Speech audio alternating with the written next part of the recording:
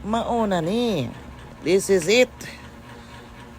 Tingnan nyo mga ano yan, kanang Carina de Amor. May Carina de Amor ba sa inyong lugar? O tingnan nyo, grabe naman siya maggawa ng kanyang colony o colony ba o kingdom. Yung vacant lot. Halos lahat may Carina de Amor. Yan, sa Corinti pa yung sa wire. Peligro. Takot kami dyan. So, pinatay namin kinuha namin yung kanina di Amor na. Yung vine na yan. Pero, nagbigay naman siya ng kulay sa vacant lot. Kaso lang, baka may mga ahas dyan na nakatira. Early morning yan sa paglakad-lakad namin. Bilang isa sa paraan namin mag-ehersisyo ba. Pa-rise pa yung araw. Pa-sunrise pa yung araw. Yan ang aming nilakad pala.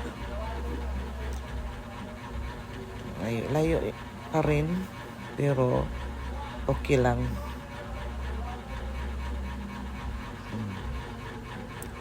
Ang ganda sana.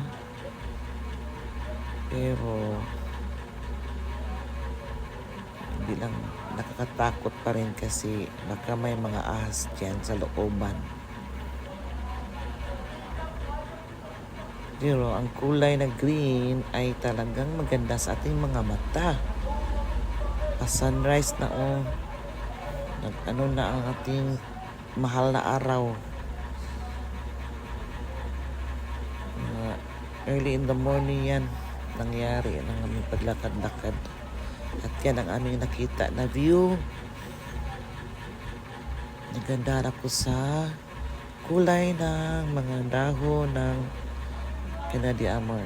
At ito naman, sa pagpasok namin sa bahay, ay nakita namin yung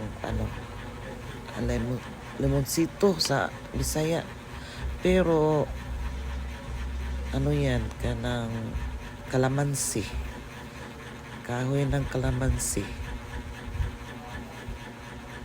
Bakit may mga patak ng ulan? Ay umuulan sa pagdating namin sa bahay. Umulan saglit. Buti na lang may tubig ulan. Yan, sayang-saya ng mga tanim maliit lang or malimit lang yung aming mga kunti lang yung aming mga ornamental plants. Hindi ko alam ang mga pangalan sa mga ornamental plants na yan. Basta lang magtanim. Pero alamin ko yan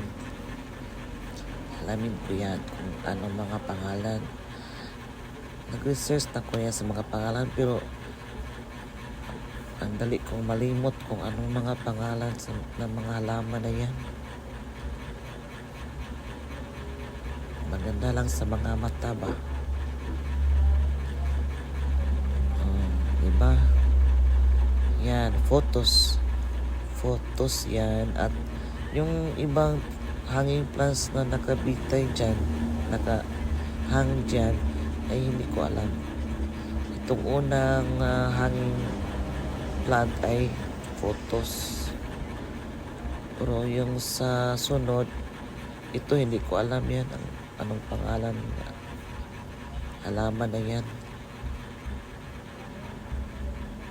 Pero maganda sa mata kasi yung kulay na kombinasyon ang ganda. Diba? Ang ganda wala akong tanongin kung anong pangalan niyan. Pero pwede man lang kayo mag-comment dyan comment down below kung anong pangalan sa halaman na yan. Meron pang ibang halaman na gusto kong ipakita sa inyo, ha? Katulad, itong isa ba?